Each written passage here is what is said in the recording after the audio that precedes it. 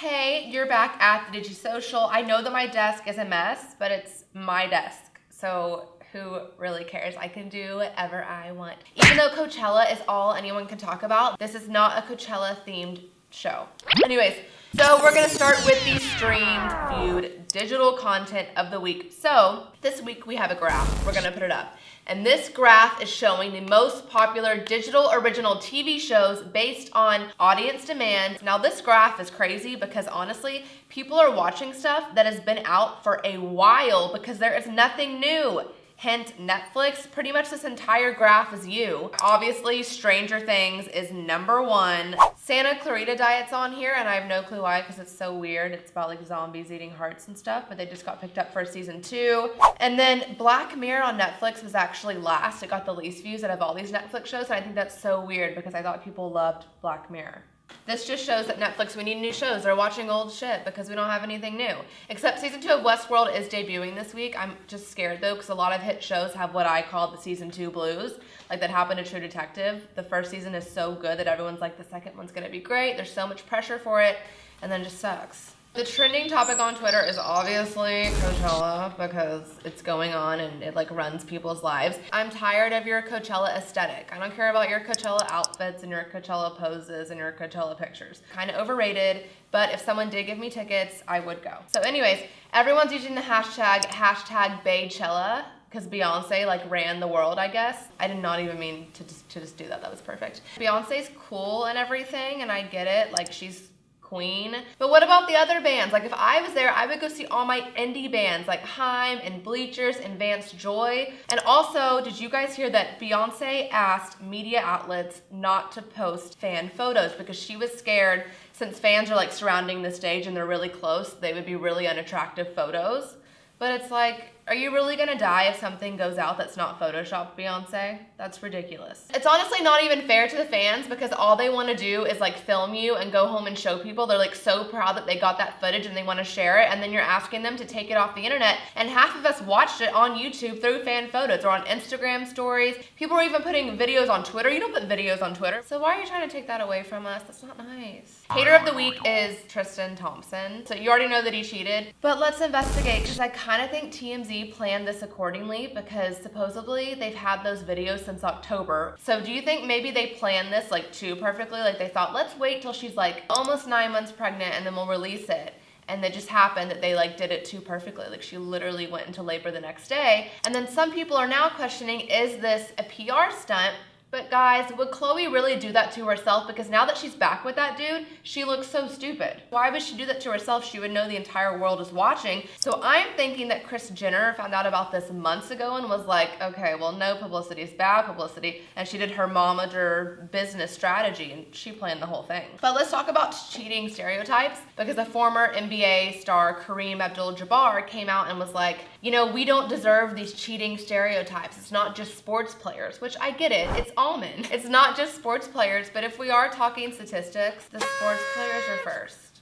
Also, it's so strange that she named her daughter True Thompson because her dad's a liar. In social media news, for those of you who didn't keep up with the Facebook testimony, they confirmed that they collect data beyond users, and that confirms why it always seems like our search engines are constantly stalking us. I think they're recording us, honestly. I swear one day I was talking about how blush is like the end color, and the next day on my Instagram feed, every advertisement was blush. So clearly different apps and platforms share all of the data they obtain because this is what they said. If you visit a site or app that uses our services, we receive information even if you're logged out or don't have a Facebook account. That's freaking creepy. But Zuckerberg is a bomb reality star. That's what I learned. The way he like huffed and puffed when he was trying to explain the internet to the 81-year-old Senate, gold. So, you know, Zuckerberg, I want to give you a little bit of credit because I kind of brought you down last week. Also thought it was really ironic that I talked shit about Facebook and then I posted it on Facebook. So we have some Zuckerberg facts. After he made $1 billion off Facebook, he gave up his salary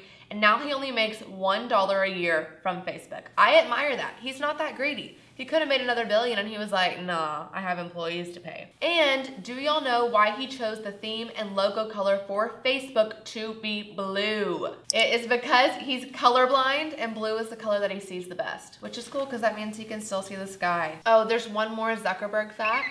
He's actually a robot. So he's not even real. So this is JJ. So you're living in Japan. Yeah. So I want to know, in Japan, you were kind of talking about this a little bit earlier, but are they all on their phones all the time or no? No, so Japan, it's quite ironic. You'd think with Japan having so much technology, they'd be always on it. Actually, the opposite in the way, they love technology, but they really understand the power of communicating and relationships and sharing. So at dinner, they're not all like... No, it's not LA where everyone's just like on their phone and the food comes out, they take all the photos and they'll like... They Instagram their food in America. Do they do that in Japan? Yeah, but they'll do it and they put their phone down. Right. And that's what I really appreciate being in Japan, because the relationships are important. And if you are on your phone with someone else sitting to having lunch with you, you were saying it's so rude. So they're not rude, we know that. No. But they are so advanced. What is like the craziest thing you've seen over there? I mean, do they have like robots walking the streets? Like what's going on? They have a vibrator USB. So Vibrator? Well, as Japan are very sexually frustrated as the culture. Oh, me too. And one girl was, I was asking her to transfer something. I was like, hey, they gave us a CD. My computer doesn't have a CD. She's like, oh, okay, I'll just transfer on the USB. And I grabbed it and it vibrated. I was like, oh, that's cool. It's a vibrating USB. And they all laughed. And I went, what's so funny, knowing me? They go, that's actually for like pleasure. I said, no, it's not. And then they're not big on like hygiene, sanitation. Well, no, I'm not sure how they use it, but could you just imagine Japan that in the thing I've ever office? heard. You copy a document and you're like, oh, okay. I mean, guys do that under their desk, I've heard. It's totally true though. And there are these things called crazy eggs for men. I bought one about when I was in Japan 8 years ago. It's like a rubber egg. Yeah. Right? And then you put your hale inside it and you like... Hale. Yeah. Hashtag hale. Hale. It's got like a little lube that you put inside and then you put it on top and you give it a... it's called crazy egg. This is just crazy in general. I thought we were talking about technology and this is just totally different. Yeah. So my last question, do they actually have Wi-Fi everywhere? Because that's the rumor. It's free everywhere. Yeah, it is. And so you don't, like I had to get it off my neighbors for years. You're cool. You don't have to do that. Look, here's a perfect example. Sitting at a coffee shop, he said, oh guys, is there Wi-Fi? They said, oh, just connect to the building's Wi-Fi. I'm like, oh, here we go. It's going to be like terrible. I'm going to put in 16 email addresses. So easy. It was, and for my tech gurus out there, it was 95 download, 150 megabyte upload speed. That's good, That's right? super quick. That's like, so I'm like trying to download as much as I can, but I'm like, it's just available. No questions, no logins, just press a button, you're in. That's insane. Right. That's insane. This whole thing was a little insane. If you guys want to talk to JJ live, he's really fun to talk to. If you have questions about these vibrating USBs, where can they find you? At JJ Live, Instagram, baby, at JayJayLive. Our bonus topic is that Stormy Daniels, she made a sketch of the guy who threatened her over the Trump affair, like way back in the day. I think it's the guy who like confronted her in a parking lot and was like, forget the affair. Or maybe he just like quoted Trump and was like, you fired. I don't know. Anyway, this sketch went viral. Everyone is talking about it. And literally one of the like descriptions underneath for this guy is lean but fit. Yeah, lean is fit. Like being huge is so out. Being lean is so in. Honestly, the guy in the sketch is kind of hot. But realistically, how would they find this dude? He probably left the country once Stormy opened her mouth. So they're not going to find this guy.